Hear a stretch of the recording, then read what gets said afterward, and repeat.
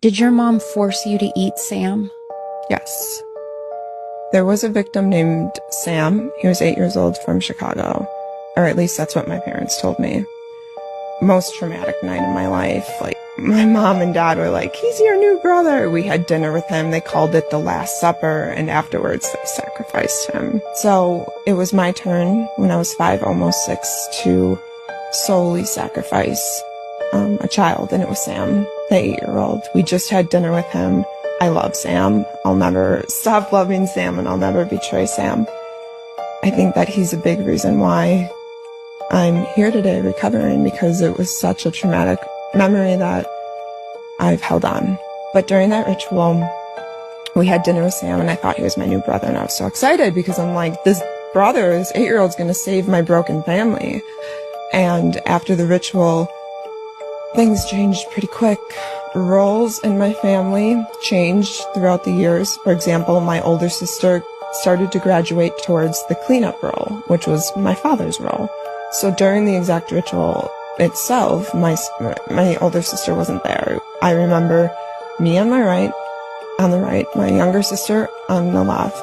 My mom was behind me, and she gave me a knife for my right hand, and she told me to do it to Sam. I wouldn't. I couldn't. And I thought either something really bad would happen to me or Sam would get let go. So there was a lot of communication in this ritual. My mom was saying, you have to do it, you have to do it. And like I said, she always had this sense of urgency. She was just getting so mad at me. And I thought she would take my hand and make me do it myself. And that's not what happened. She gave it to somebody else who looked very disassociated and did it themselves.